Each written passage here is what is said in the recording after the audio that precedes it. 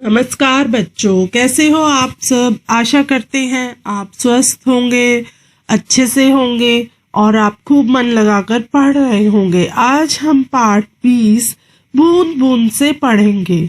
बूंद बूंद से कहानी का अर्थ है, इस पाठ का अर्थ है कि बूंद बूंद का मतलब है पानी, जल। जल हमारे जीवन के लिए कितना आवश्यक है और जल ही हमारे जीवन में बहुत बड़ी महत्ता रखता है। तो आओ अब हम ये पाठ पढ़ते हैं। माधो राजस्थान के बज्जू गांव में रहता है। गांव में देखो तो चारों ओर रेत ही रेत दिखाई देती है।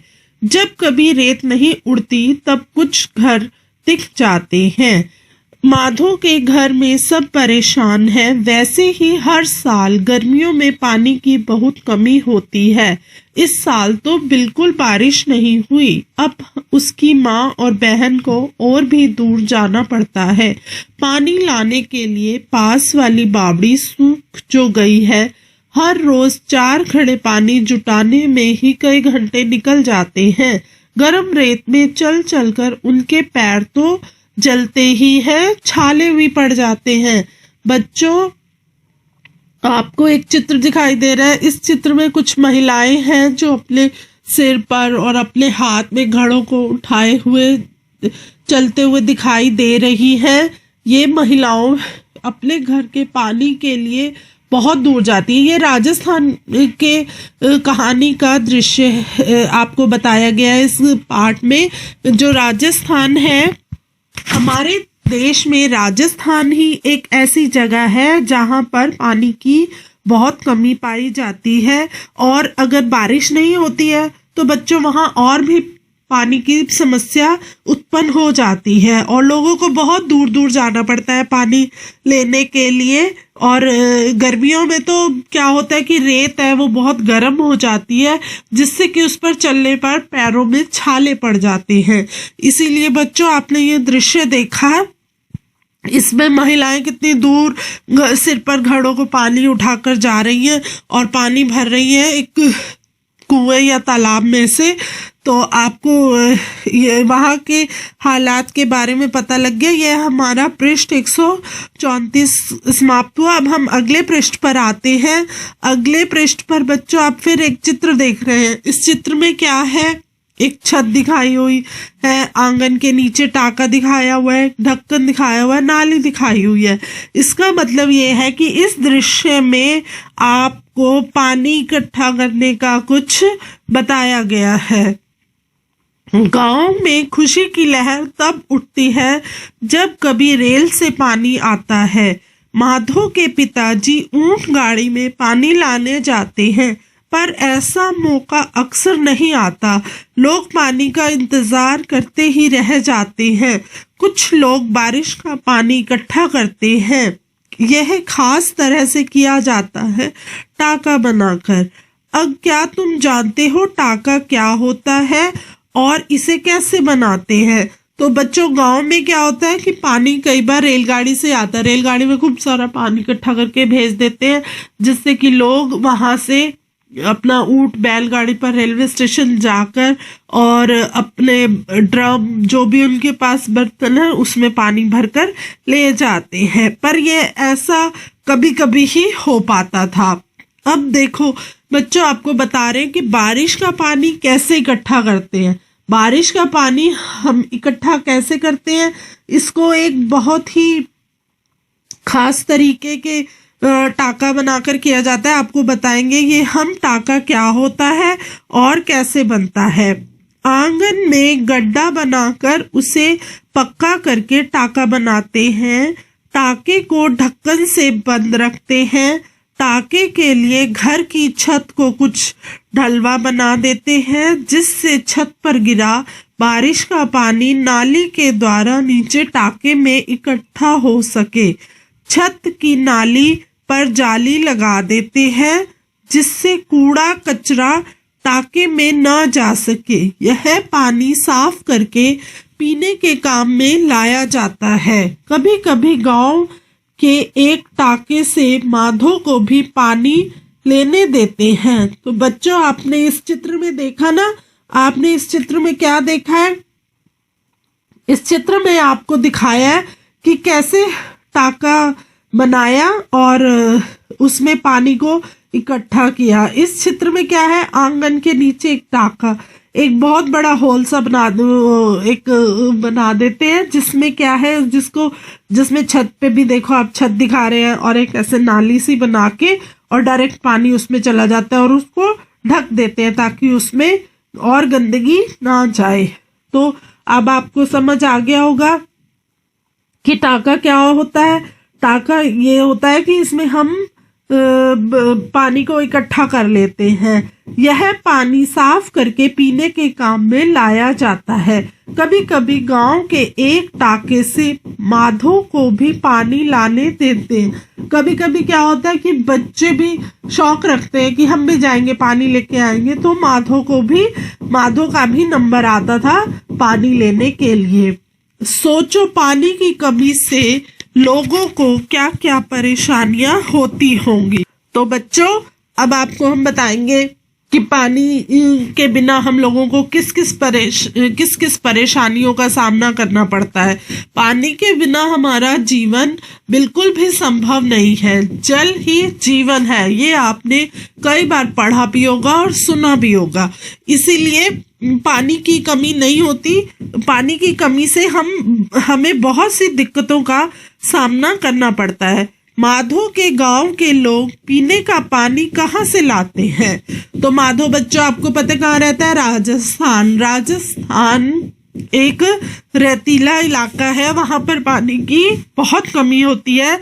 तो हमने इस पाठ के शुरू में आपको बताया था, माधो के गांव के लोग जो है पीने का पानी तालाब से लाते हैं, जो गांव से काफी दूर है। और कभी कभी उनको पानी कहाँ से मिलता है? कभी कभी उनको पानी रेल से मिलता है, और कभी कभी टांके से भी पानी मिल जाता है। तो बच्चा आपको समझ आया?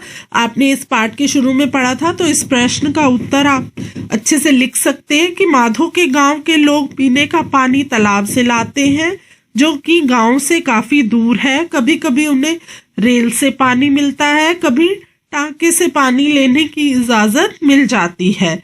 माधो के घर में पानी भरकर कौन लाता है? माधो के घर में उसकी माँ और बहन तालाब से पानी भर कर लाती हैं, और उसके पिताजी ऊंट गाड़ी से पानी लाते हैं। कभी कभी माधो को भी टाके से पानी लाने की इजाजत मिल जाती है। समझ आ गया बच्चों आपको? अगला प्रश्न देखिए, टाके का पानी ज्यादातर पीने के काम में ही आता है, क्यों? टाके का पानी छना हुआ और ढका हुआ होता है, इसीलिए टाके का पानी पीने के काम आता है। अब तुम बताओ, क्या तुम्हारे घर में बारिश का पानी इकट्ठा किया जा सकता है? यदि हाँ तो कैसे? अब बच्चों आप बताओ, आप घर में पानी ऐसे, जैसे अब चित्र में दिखाया था कि छत पे एक नाली है और उसके द्वारा वो पानी एक बड़े से होल में जा रहा है, तो वो सब ऐसे इकट्ठा करा हुआ था, और फिर उस पानी को वो साफ करने का भी उन्होंने बनाया होता है, तो वो पानी सिर्फ पीने के काम आता है। तो अगर आप ये सब कर सकते हो तो आप ये बताओ, अगर नहीं तो फिर आपको यहाँ पे लिखना होगा नहीं, हम ये सब नहीं कर सकते। क्या पानी को इकट्ठा करने का कोई और तरीका हो सकता है? हाँ, पानी को इकट्ठा करने के बहुत से तरीके हैं। हम बाल्टियों में, ड्रमों में, टंकियों में पानी को इकट्ठा करते हैं, और इसको अपनी छत पर भी इकट्ठा स्टोर करके, जैसे इकट्ठा करके बर्तनों में रख सकते हैं। तो बच्चों ये हमारा पृष्ठ 135 पूरा हुआ। आपको आशा करते हैं ये समझ आया होगा। अब हम आगे बढ़ते हैं और पढ़ते हैं। माधो की तरह सोनल के घर में भी पानी की किल्लत रहती है। सोनल भावनगर शहर में रहती है। नल में रोज केवल आधे घंटे पानी आता है। मोहल्ले भर के लोग एक ही नल पर, सोचो कितना बुरा हाल होता होगा।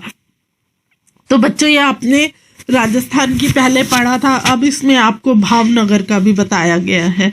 इसमें क्या है, यहाँ पर क्या है, यहाँ पर भी पानी की दिक्कत होती है, पर यहाँ पर क्या एक नल लगा हुआ है, उसमें आधा घंटा समय निश्चित होता है कि इस नल में आधे घंटे के लिए पानी आएगा। तो मोहल्ले के सब लोग वहाँ लाइन लगाकर बैठ जाते हैं, और फिर सोच सकते हो आप बच्चों वहां पर कितना वो होता होगा, रश इकट्ठा हो जाता है तो कितना बुरा हाल होता है। सोनल पानी भरने के लिए डटी रहती है, जब मौका मिलता है बूंद बूंद करके भी बाल्टी को भर लेती है। आओ पता लगाएं कितनी बूंदों से भरती है कटोरी या बाल्टी। चित्र में दिखाए गए तरीके के प्रयोग करो, पता लगाओ और खाली डिब्बे में लिखो। तो बच्चों आप देख रहे हो कि यहाँ पे क्या लिखा हुआ है, 1 चम्मच में कितनी बूंदे आई। 1 चम्मच में 5 बूंदे भी आ सकती हैं, 2 बूंदे भी आ सकती है। 1 कटोरी में, अब वो तो बच्चों चम्मच का साइज है ना, इसमें आपको इस चित्र में आपको 2 बूंदे दिखाई जा रही हैं। फिर एक दूसरे नंबर पर देखो, 1 कटोरी में कितने चम्मच हैं। 1 कटोरी में, कटोरे का साइज आप देख रहे हो, इस कटोरे में अगर हम 50 चम्मच डालेंगे तभी कटोरा भरेगा। फिर उसके बाद आप अगले चित्र में देख रहे हो, 1 मग में कितनी कटोरी। अब 1 मग में ऐसे मग का साइज आप देख रहे हो और कटोरे का देख रहे हो, ऐसे हम कटोरा कितने इसमें डालेंगे कि ये भर जाएगा। इसमें लगभग 5 कटोरे से ये मग भरेगा। 1 बाल्टी में कितने मग। अब आप बाल्टी को भी देख रहे हो कि कितनी बड़ी है, तो इसमें आप ऐसे कितने मग डालोगे, इसमें आप लगभग 20 मग डालोगे तो ये बाल्टी भर जाएगी। देखा, बूंद बूंद से मिला कितना पानी। तो बच्चों आपने देखा कि सोनल जो है वो कैसे बूंद बूंद से इकट्ठा करके अपनी बाल्टी को भरती है। तो ये हमारा पृष्ठ 136 पूरा हुआ। अब हम अगले पृष्ठ पर आते हैं। अगर नल से बूंद बूंद पानी टपकता रहेगा तो कितना पानी बर्बाद होगा। इन चित्रों में ऐसा ही कुछ हो रहा है। जैसे आप पहला चित्र देख रहे हो, इस चित्र में क्या है कि पानी चल रहा है, और दूसरे चित्र में बच्चा ब्रश कर रहा है और पानी बह रहा है। तो ये पानी की बर्बादी के ही दृश्य हैं। कई बार क्या होता है, घरों में नल खराब हो जाता है, वो पूरा बंद नहीं होता, उसमें थोड़ा थोड़ा पानी गिरता रहता है, जिससे कि पानी वेस्ट होता है। और कई बार बच्चे हैं, कुछ बड़े भी हैं, वो क्या करते हैं, जितनी देर ब्रश कर रहे होते उतनी देर टैप को, नल को खुला छोड़ देते हैं, जिससे कि वो पानी जो है बर्बाद होता है। पानी की बचत के लिए तुम क्या कुछ सोच सकते हो, अपने सुझाव लिखो। तो बच्चों अब तुमने यहाँ पे अपने सुझाव लिखने हैं। पहले नंबर पे आप लिख सकते हो कि नल को अच्छे से बंद रखना चाहिए, नल को खुला नहीं रखना चाहिए। जब हम ब्रश कर रहे होते हैं, स्नान कर रहे होते हैं, तो हमें नल को बंद रखना चाहिए। और स्नान करने के लिए हमें क्या करना चाहिए, हमें बाल्टी में पानी इकट्ठा करके और फिर नहाना चाहिए। कई लोग क्या करते हैं, फव्वारा खोल देते हैं और नहाते रहते हैं, उससे पानी जो है वो ज्यादा बर्बाद होता है। दूसरा, पाइप टूटने पर, जैसे घर में कई बार क्या होता है कि नल में थोड़ा सा भी क्रैक आ जाता है, तो आपको उसको जल्द से ठीक करा के और फिर उस पानी का इस्तेमाल करना चाहिए। क्या तुमने घर में, स्कूल में या रास्ते में बेकार पानी को बहते देखा है और कहाँ। अब आपने बच्चों इसमें खुद लिखना है। कई बार हम जा रहे होते हैं, कोई नल होता है ऐसे खुला पड़ा होता है, तो क्या है, उसको बंद कर देना चाहिए, क्योंकि पानी जो है उसको बर्बाद नहीं होना चाहिए। जल ही हमारा जीवन है। और कई क्षेत्र आपने पढ़ लिए जहां पर पानी की बहुत किल्लत है, तो हमें पानी को बचा कर रखना चाहिए ताकि सबको पूरा पानी मिल सके। चित्र देखो और चर्चा करो। क्या एक बार पानी से काम करने के बाद उस पानी से कुछ और काम कर सकते हैं? हाँ, हम बच्चों आपको बताते हैं। जैसे हम घर में सब्जियां धोते हैं, सब्जियां धोते हैं तो हमें क्या करना चाहिए, उन पानी को क्या करना चाहिए, उस पानी को इकट्ठा कर लेना चाहिए। उससे हम उस पानी से हम सफाई कर सकते हैं, पौधों को जल दे सकते हैं। ऐसे बहुत सी चीजें हैं। जैसे बर्तन हम धो रहे हैं, बर्तन धोने के बाद जो पानी है उसको हम पौधों में डाल सकते हैं। गाड़ी साफ कर रहे हैं तो उस बाल्टी और डिब्बा लेके हमें गाड़ी धोनी चाहिए। ऐसे नहीं कि नल पे पाइप लगाया और खूब देर तक वो पानी हम चलाते रहे, तो ये सब हमें नहीं करना चाहिए। जिस जगह पर पानी की किल्लत होती है वहाँ लोग पानी की बचत करने व उसके दोबारा इस्तेमाल के कई तरीके अपनाते हैं। ऐसे वे लोग मजबूरी में करते हैं। इस बात को समझकर बच्चे अपने जीवन में पानी की बचत के कुछ उपाय अपनाएं तो पानी सबका साझा है, ये बात वो समझ जाएंगे।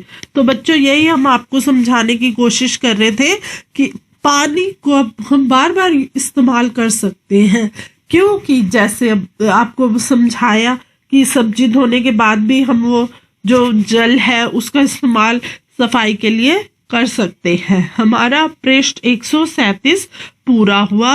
अब हम अगले पृष्ठ पर आते हैं। ये महिला क्या कर रही है, एक महिला है, उसके सिर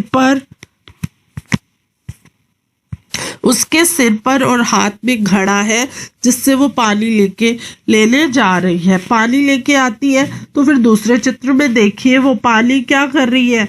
वो पानी एक उसने ढककर रख दिया है और एक घड़े से वो स्नान कर रही है और नीचे उसने एक बड़ा सा बर्तन रख दिया है कि वो नहा रही है और वो पानी इकट्ठा हो रहा है।